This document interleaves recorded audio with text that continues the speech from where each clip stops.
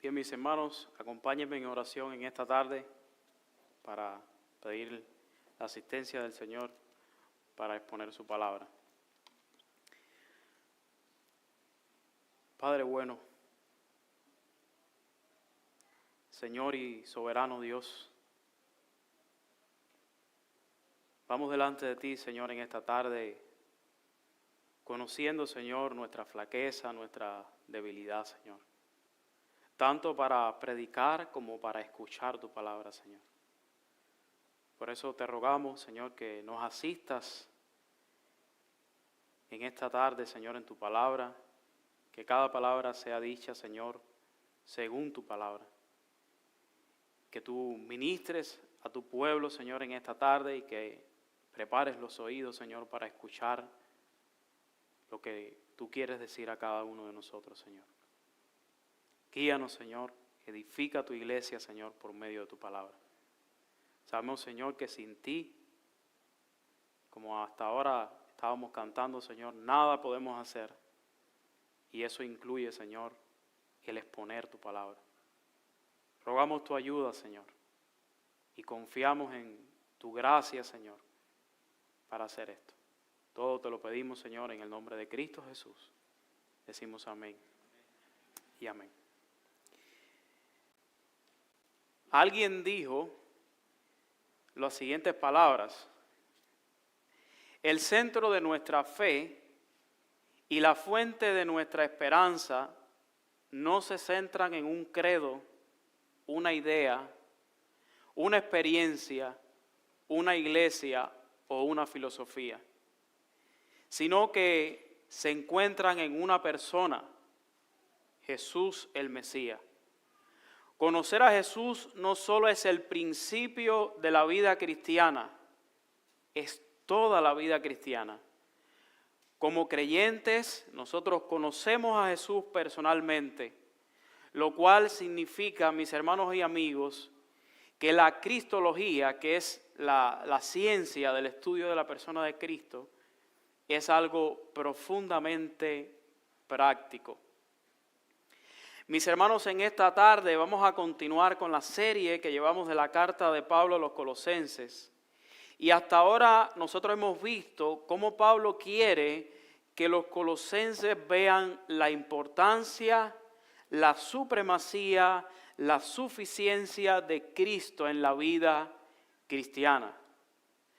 Pablo, inspirado por el Espíritu Santo, quiere enseñar a la iglesia que no hay cristianismo auténtico sin Cristo. Y mucho más, Pablo quiere resaltar, y desde la semana pasada lo estamos viendo, que no hay cristianismo sin solamente Cristo. No hay cristianismo auténtico sin solo Cristo. Y en esta tarde, mis hermanos, la porción que vamos a estudiar, no vamos a ver algo diferente. Vamos a ver que Pablo de alguna manera continúa con la misma idea. Hemos titulado este sermón, para aquellos que toman nota, una iglesia firme en Cristo. Una iglesia firme en Cristo. De alguna manera, Pablo deja ver cómo luce una iglesia firme en Cristo. Y nosotros recordamos en esta tarde que cuando estamos hablando de iglesia no estamos hablando de estas paredes, sino que estamos hablando de cada una de las personas que están aquí en esta tarde, que se han arrepentido y que han puesto su fe en Cristo Jesús. Pablo quiere enseñarnos cómo luce, cómo se ve una iglesia que está firme en Cristo. Y para ello vamos a fragmentar el texto en 3 porciones y vamos a ver que es una iglesia que lucha por un conocimiento pleno de la persona de Cristo. Una iglesia firme en Cristo es aquella que lucha por un conocimiento pleno de la persona de Cristo. Pero también es una iglesia que está alerta para combatir el error. Y por último, Pablo nos va a enseñar por medio de la palabra inspirada que es una iglesia que construye su vida sobre la base de quién es Cristo Jesús.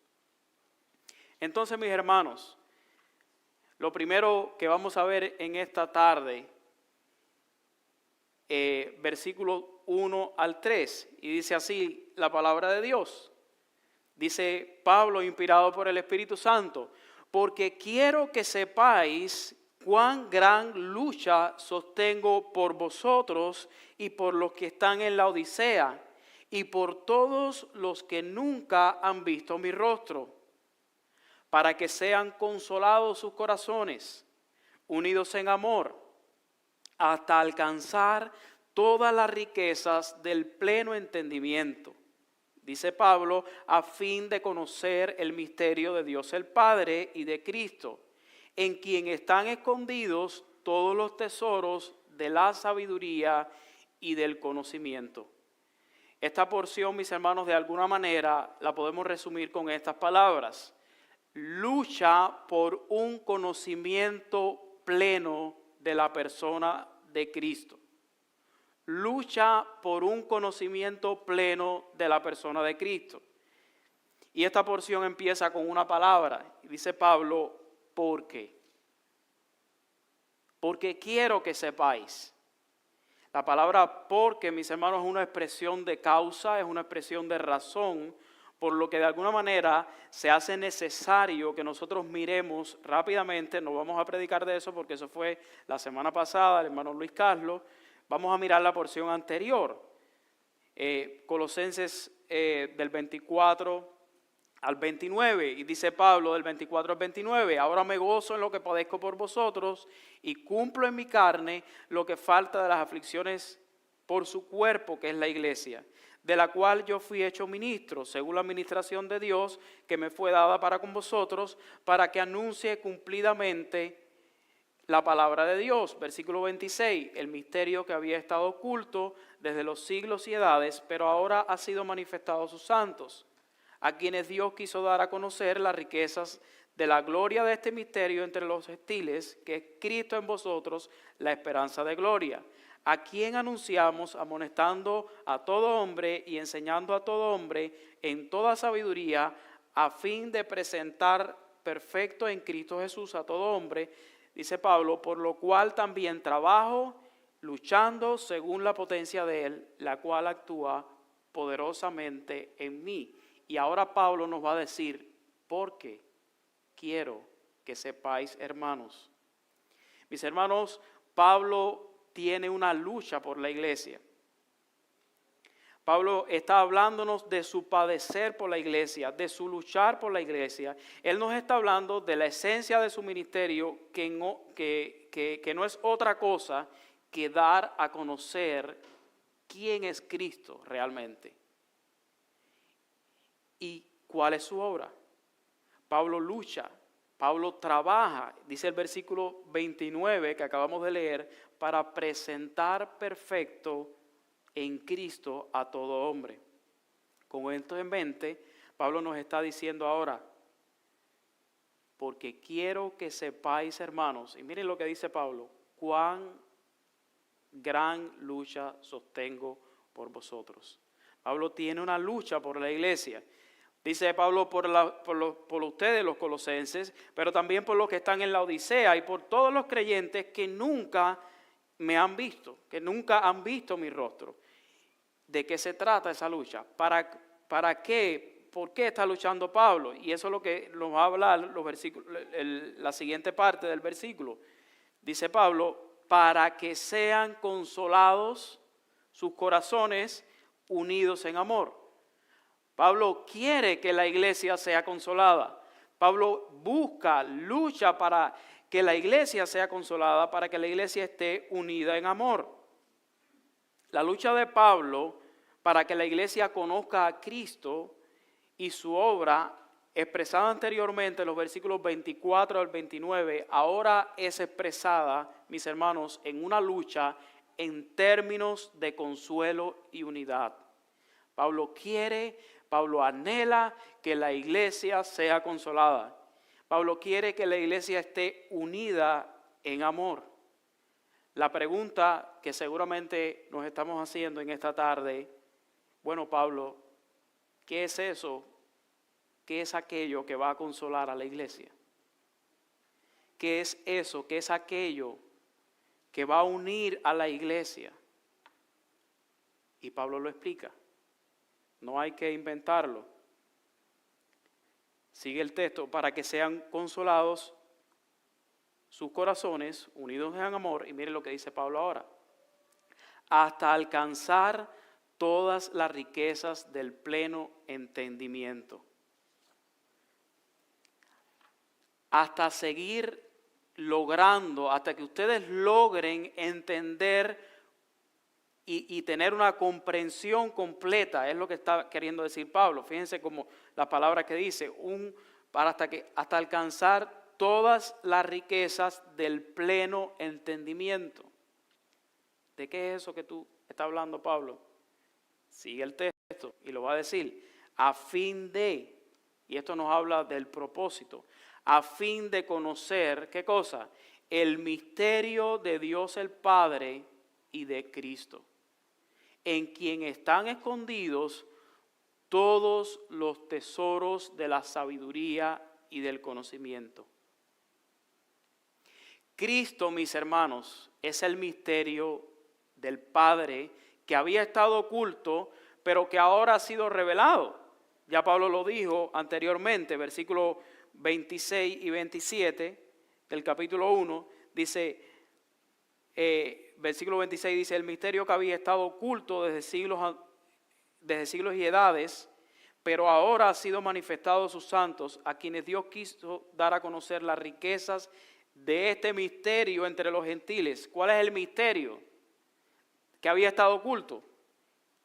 Que es Cristo en vosotros, la esperanza de gloria. Y ahora viene aquí Pablo y nos dice, yo quiero que ustedes logren comprender de una manera plena, de una manera completa, ese misterio de Dios, que es Cristo en vosotros, la esperanza de gloria. Porque en Cristo, dice Pablo, están escondidos, ¿qué cosa? Todos los tesoros de la sabiduría y del conocimiento. Es Cristo, mis hermanos. Primera de Timoteo 3:16, ¿qué es lo que dice? E indiscutiblemente grande es el misterio de la piedad. ¿Qué cosa? Dios fue manifestado en carne. ¿Quién es aquella persona de la Trinidad que fue manifestado en carne? Cristo. Él es el misterio del Padre, que dice Pablo que en Él están escondidos todos los tesoros de la sabiduría y del conocimiento. Por tanto, mis hermanos y amigos, solo Cristo es aquel a quien debemos procurar conocer completamente. Tú y yo no necesitamos pertenecer a un grupo selecto de sabios para conocer a Cristo. Cristo está revelado en las Escrituras. En Él están los tesoros del conocimiento de Dios. Él es el Dios revelado. No hay conocimiento, mis hermanos, más sublime que el conocimiento de Cristo. No hay ciencia más alta que la ciencia de Cristo. Miren un momento, acompáñenme un momento a Colosenses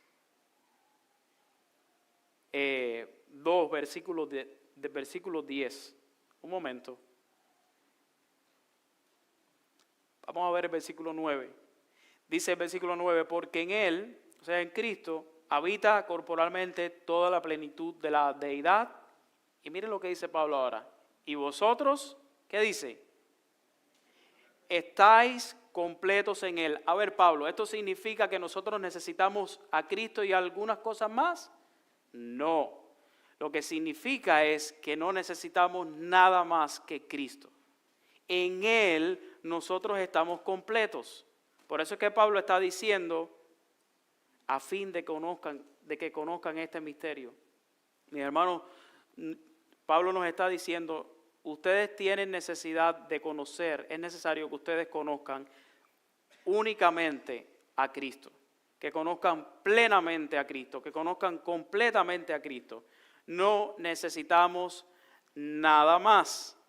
Iglesia, no necesitas a Cristo y otras cosas. Necesitas solo a Cristo. ¿Saben por qué? No hay consolación fuera de Cristo. Ustedes recuerdan la preocupación de Pablo. ¿Cuál es la preocupación de Pablo? Yo estoy preocupado. Yo quiero que ustedes sepan, mis hermanos, cuán grande lucha sostengo. ¿Para qué es la lucha? ¿Qué dice Pablo? Para que sean consolados. ¿Cómo vamos a ser consolados? Hasta que conozcamos a Cristo. Cuando usted conozca a Cristo, mientras cada día conozca más a Cristo, usted y yo vamos a ser consolados. No hay consolación, mis hermanos, fuera de Cristo. No hay unidad fuera de Cristo. No hay unidad sin la verdad de quién es Cristo y lo que ha hecho por nosotros. No hay unidad fuera de la verdad de quién es Cristo y lo que Él ha hecho por nosotros. Pastor, ¿tú quieres que la iglesia sea consolada? Predícanos a Cristo cada domingo. ¿Tú quieres que la iglesia esté más unida? Predícanos a Cristo cada domingo. Mis hermanos, hombres de la iglesia, sacerdotes de los hogares, ¿usted quiere que su familia sea consolada? ¿Usted quiere que sus esposas y sus hijos sean consolados? Predícales a Cristo. Háblales de Cristo. Nada va a consolar a tu familia, nada va a unir a tu familia como la verdad de quién es Cristo y lo que Él ha hecho por nosotros. Ahora entendemos un poco mejor lo que Pablo está queriendo decir. Ahora entendemos un poco mejor por qué es necesario conocerle plenamente. Cristo es la verdad que te consuela. Cristo es la verdad que nos va a unir. Por eso lucha por conocerle cada día más. Lucha por conocerle cada día más. Ahora bien, mis hermanos, ya conocemos a Cristo, ya lo estamos conociendo cada día más. De ahí que nuestros corazones están siendo consolados, nosotros estamos siendo una iglesia más unida. La pregunta ahora sería, ¿significa eso? ¿Significa el hecho de que nuestra iglesia estemos procurando por conocer más a Cristo que no van a entrar lobos a nuestra congregación? ¿Significa eso que debemos bajar la guardia? Por supuesto que no. Y ese es el llamado ahora de Pablo. Debemos estar alertas para combatir el error. ¿Y cómo lo dice Pablo? Versículos 4 y 5. Y dice Pablo, y esto lo digo para que nadie os engañe con palabras persuasivas. Porque aunque estoy ausente en cuerpo, no obstante, en espíritu estoy con vosotros, gozándome y mirando vuestro buen orden y la firmeza de vuestra fe en Cristo. Mis hermanos, Pablo sabe de primera mano, por Epafras, ya lo hemos visto, que la iglesia de Colosas era una iglesia firme, era una iglesia que estaba firme en Cristo. Ahí se lo dice, aunque yo no estoy con ustedes, yo sé y yo me gozo en que ustedes están firmes en Cristo y que ustedes tienen una buena organización, un buen orden. Y Pablo en esto se goza. Pero Pablo sabe también de los peligros que esta iglesia corría si daba su oído a las mentiras, a las palabras capciosas de quienes querían torcer la verdad de quién es Cristo y lo que ha hecho por la iglesia.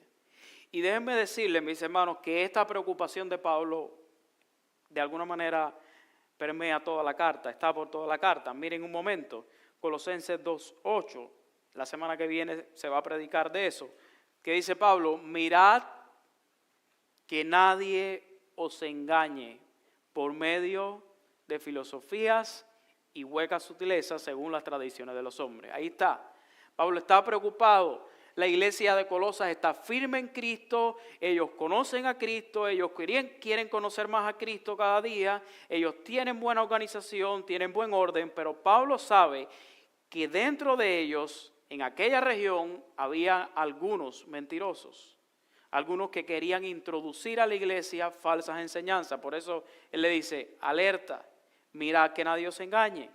Miren el versículo 16, dice Pablo, por tanto nadie os juzgue en comida o bebida. Miren el versículo 18, dice, nadie os prive de vuestro premio.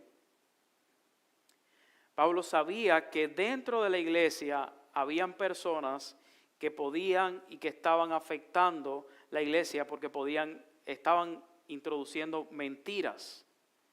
Y él le está diciendo, yo sé que ustedes están firmes, pero estén alertas. Ese es el punto. El punto, mis hermanos, es que habían algunos que estaban hinchados con, como dice Pablo en uno de los versículos, después lo pueden leer, que significa llenos de orgullo, creían que ellos tenían el super conocimiento del super misterio de Dios, y por eso dice Pablo, no, ustedes no necesitan a alguien especial que les revele los misterios de Dios, porque los misterios de Dios se encuentran ¿en quién? En Cristo, y Cristo está revelado en su palabra. Eso es lo que está diciendo Pablo. En este sentido, Pablo está alertando a la iglesia a que miren y revisen.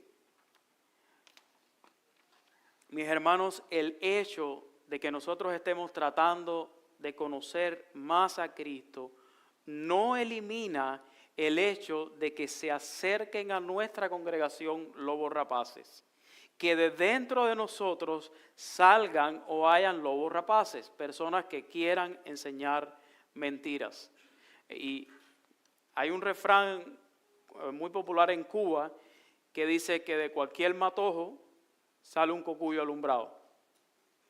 Entonces, ese es el llamado, está la alerta. Donde quiera puede salir una falsa enseñanza, un error doctrinal. Y aunque nosotros estemos firmes, aunque nosotros estemos buscando conocer a Cristo bíblicamente, aunque la iglesia esté procurando, el pastor, los líderes, estemos procurando la sana doctrina de la iglesia, eso no implica, no significa que dentro de nosotros no pueden surgir falsas enseñanzas. Y el llamado de Pablo, una iglesia firme no baja la guardia, una iglesia firme se mantiene alerta. Una iglesia firme se mantiene alerta y combate el error con valentía cuando tenga que hacerlo.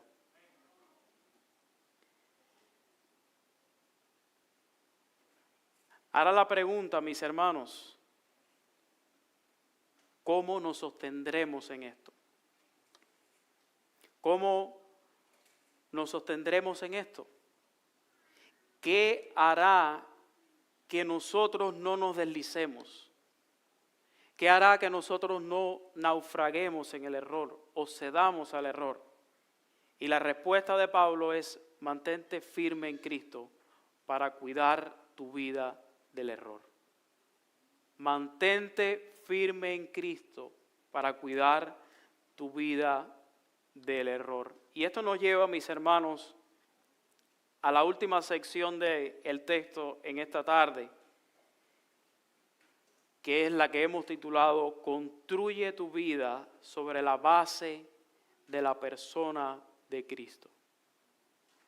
Construye tu vida sobre la base de la persona de Cristo. Y miren cómo lo dice Pablo: por tanto, de la manera que habéis recibido al Señor Jesucristo, andad en Él, arraigados y sobreedificados en Él, y confirmados en la fe, así como habéis sido enseñados, abundando en acciones de gracias.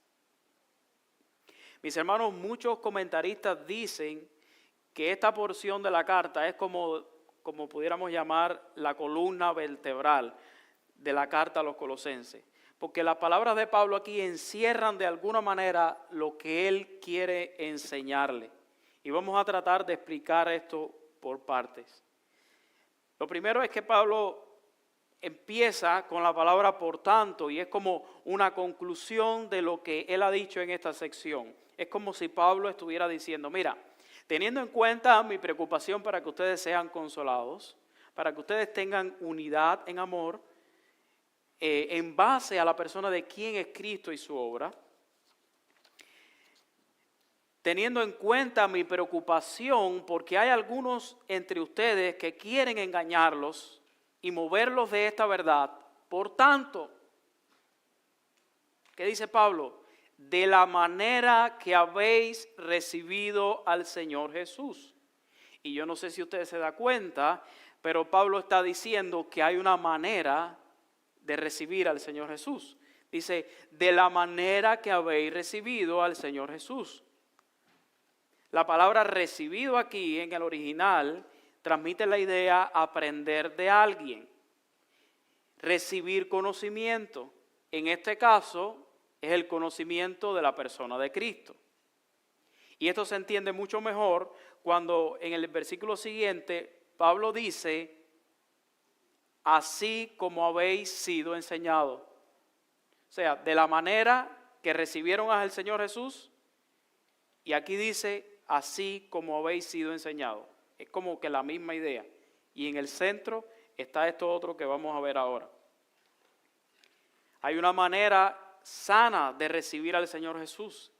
Y Pablo sabe por Epafras que a los colosenses le fue presentado Cristo sanamente, de una manera clara, de una manera correcta. Ellos recibieron a Cristo tal cual Él es. Y entonces lo que Pablo está diciendo ahora, de la manera que ustedes recibieron al Señor Jesús, de la misma forma que ustedes fueron enseñados, ¿qué deben hacer los colosenses y la iglesia bautista Palabra de Vida? Dice Pablo, andad en Él, andad en Cristo. ¿Y qué significa esto, mis hermanos? Porque esto puede sonar un poco poético, un poco abstracto. Vamos a tratar de explicar qué significa la palabra, qué significa andar en Cristo. Y ojo con esto, la palabra andar es un imperativo, o sea, no es, esto estaba multiplicando un poco.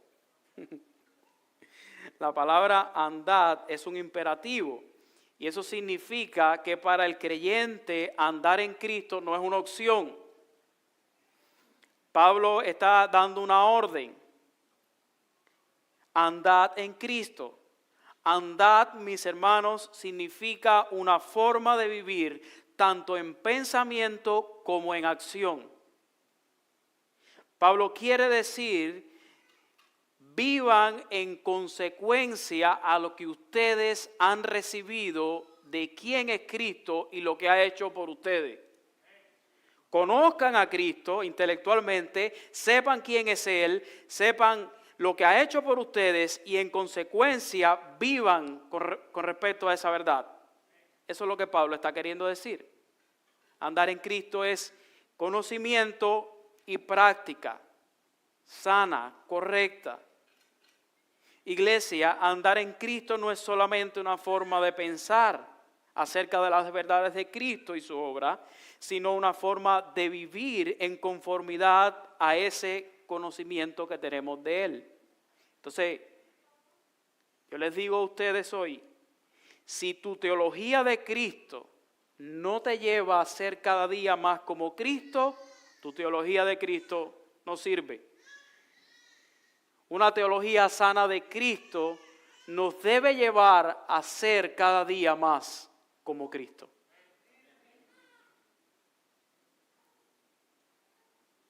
Tú sabes mucho de Cristo. Tú has aprendido mucho de Cristo, pero no vives como Cristo. Eso no sirve, mis hermanos. Una teología sana de Cristo nos lleva a vivir como Cristo. Ahora, ¿cómo vamos a andar en Cristo? Dice Pablo, andad en Él. Ya sabemos lo que tenemos que hacer, Pablo. ¿Cómo lo vamos a hacer? Y ahora Pablo usa tres palabras. Esto es súper glorioso lo que vamos a ver ahora, mis hermanos. Usa tres palabras para referirse a una misma idea. Y las tres palabras son, primero, arraigados. Anden en Cristo, arraigados. ¿Cómo lo vamos a hacer? Arraigados. ¿Qué significa eso? Eso significa echar raíz. Y es muy curioso porque se usa metafóricamente en una voz pasiva. Y yo no pretendo darles una clase de gramática, pero me es necesario hacerlo para que podamos entender la idea del texto. Esto significa, mis hermanos, que la acción del verbo no la realiza el sujeto. En este caso el sujeto somos nosotros. Pablo dice, andar en Cristo arraigados. Y esto quizás lo podemos entender mucho mejor. Yo quiero que ustedes me acompañen en esta tarde para que veamos qué implicaciones tiene que este verbo esté en la voz pasiva. Me acompañen en esta tarde a Efesios 3. Un momento. Efesios 3 del versículo 14 al 19. Porque vamos a ver la misma palabra que Pablo usa en otro contexto, pero que está en la misma voz pasiva. Y vamos a explicar qué significa esto y cómo encaja en todo lo que Pablo está queriéndonos explicar. Efesios 3, vamos a ver de los versos 14 al 19 para entender la palabra en todo su contexto. Dice Pablo, por esta causa, ¿ya lo tienen? Por esta causa doblo mis rodillas ante el Padre de nuestro Señor Jesucristo, de quien toma nombre toda la familia en los cielos y en la tierra, para que os dé conforme a las riquezas de su gloria, el ser fortalecido con poder en el hombre interior, según el Espíritu, que habite Cristo por la fe en vuestros corazones, a fin de que, ¿qué dice Pablo? Arraigados y cimentados en amor, seáis plenamente capaces de comprender con todos los santos cuál es la anchura, la longitud, la profundidad y la altura, y de conocer el amor de Cristo que excede a todo conocimiento, para que seáis llenos de toda la plenitud de Dios. El punto es, mis hermanos, que la palabra arraigado que aparece aquí en Efesios y la misma palabra arraigado que aparece en Colosenses están en una voz pasiva. ¿Qué significa eso? Que tú y yo no fuimos quien nos arraigamos, sino que fue un agente externo quien nos arraigó. ¿Quién fue el que nos arraigó en Cristo? Cuando usted se convierte, usted estaba arraigado a su vieja vida. ¿Y qué hizo Dios? Es como sacar una planta, Dios lo sacó, lo desarraigó y lo arraigó, lo plantó en Cristo Jesús. Y esa es la idea. Esa es la idea aquí. Dios en su infinito amor nos sacó, nos desarraigó del mundo de tinieblas en el que estábamos y ahora nos plantó en Cristo. En este sentido, Pablo ahora dice a los colosenses, andad en Cristo, ¿cómo? Arraigados en Él. Esto es en el sentido, mis hermanos, estén firmemente plantados, establecidos. Es Dios quien hace la obra. Es Dios quien hace posible que nosotros echemos raíces en la verdad de quién es Cristo y su obra. Pero no solamente eso. Pablo usa dos verbos más. Y de igual manera están en la voz pasiva para reafirmar la misma verdad. ¿Cómo lo vamos a hacer, Pablo? Arraigados. Y dice Pablo, sobreedificados en Él. Sobreedificado significa, mis hermanos, construir sobre edificar, edificar encima de lo que ya está establecido. Una pregunta, ¿quién es el que edifica la iglesia? ¿Tú te edificas a ti mismo? Cristo prometió, yo edificaré mi iglesia. Él es el que edifica la iglesia. Y la tercera palabra es confirmados, es hacer firme, es establecer, es asegurar. Ahora usted dirá, bueno, ¿esto significa que no tengo nada que hacer? Por supuesto que no. Es muy interesante, mis hermanos, el juego de palabras que hace Pablo con los verbos inspirados por el Espíritu Santo. Los que estuvieron en la clase de teología y vimos la parte de la Biblia, nosotros estudiamos que nosotros creemos en la inspiración verbal de las Escrituras. Nosotros creemos que cada palabra de la Biblia ha sido cuidadosa y meticulosamente establecida allí. Y esto que nosotros vamos a ver ahora no es una casualidad. Mis hermanos, Pablo dice, andad en Cristo. ¿Quiénes son los que tienen que andar en Cristo? Nosotros, la iglesia. Eso sí, ese verbo está en una voz activa. Pablo está diciendo, anden en Cristo. Eso es una orden, eso es un imperativo. Anden en Cristo. ¿Cómo lo vamos a hacer? Lo dice en voz pasiva, arraigados, sobreedificados y confirmados. ¿Qué significa esta gran verdad, mis hermanos? ¿Qué implicaciones tiene? Mis hermanos, lo que Pablo nos está queriendo decir es que tú y yo no podemos andar en Cristo sin Cristo. Nosotros necesitamos a Cristo para andar en Él. Tú y yo no podemos echar raíces, tú y yo no nos podemos sobreedificar, tú y yo no nos confirmamos a sí mismos. Nosotros andamos en Cristo, sí, pero es confiando en quién es Cristo y lo que ha hecho por nosotros, no es en nuestros propios méritos. Ahí es donde está el punto. Tú y yo no podemos andar en Cristo sin Cristo. Y eso es lo que Pablo quiere enseñarnos en esta tarde. Tú y yo no podemos andar en Cristo confiando en nosotros mismos, confiando en nuestras obras, sino que tenemos que hacerlo confiando en la persona de Cristo, descansando en quién es Cristo y lo que ha hecho por nosotros. Por eso Pablo está alarmado, porque los falsos, ¿qué le decían a la iglesia? Ustedes necesitan a Cristo y algo más. Y eso es un peligro, porque así no es como funciona. Ustedes necesitan a Cristo y solo Cristo. Mis hermanos, anda en Cristo, confiando en Cristo. No hay otra forma de vivir la vida cristiana. Yo quisiera terminar en esta tarde teniendo algunas aplicaciones para creyentes y para no creyentes, si hay alguno que no confía en el Señor todavía en esta tarde. Primero quiero dirigirme a la iglesia, a los pastores, a los líderes, a los futuros maestros, a los futuros pastores, a los maestros de escuela dominical. Luchen para que la iglesia conozca al Cristo verdadero. Para ello, ustedes mismos conozcan cada día más la persona de Cristo y su obra. Dedíquense a eso. Luchen por mantener la unidad en la verdad del conocimiento de Cristo.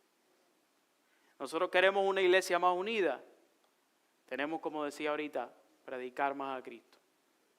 Predicar más a Cristo y su obra. Únicamente alimentando a la iglesia con la verdad de Cristo, eso puede hacer que nosotros podamos identificar el error. Si no conocemos la verdad, ¿cómo vamos a saber el error? Tenemos que conocer a Cristo cada día más para poder identificar cuando alguien venga. En esta semana, el pastor se refería a ello hace unos domingos atrás. Estaba yo en Walmart en una de mis funciones y se me acercan a mí dos muchachos bien vestidos con corbatas y trajes, mormones, y me querían hablar de Cristo. Por la gracia de Dios, como hablaban en inglés, yo no sabía inglés y no entendía nada, pero yo sí entendía que eran. Entonces yo traté de decirle que yo era cristiano, que yo era bautista. Pero lo que les quiero decir, mis hermanos, es que constantemente vienen errores, pueden venir personas. Y lo más lindo del caso es que cuando yo les dije que yo era cristiano, ellos me dijeron que qué bueno, porque ellos también lo eran y que éramos hermanos. Y wow, peligro, ¿ve? Es como la idea que ellos tienen. Entonces, tenemos que estar alertas. Pero ¿cómo vamos a conocer el error si no sabemos la verdad? tenemos que conocer a Cristo. ¿Quién es realmente Cristo? Para cuando alguien venga a nosotros, no porque Cristo acá, Cristo no es hombre, Cristo no fue Dios, que si es el arcángel Miguel o sabe Dios qué, nosotros podamos combatir el error.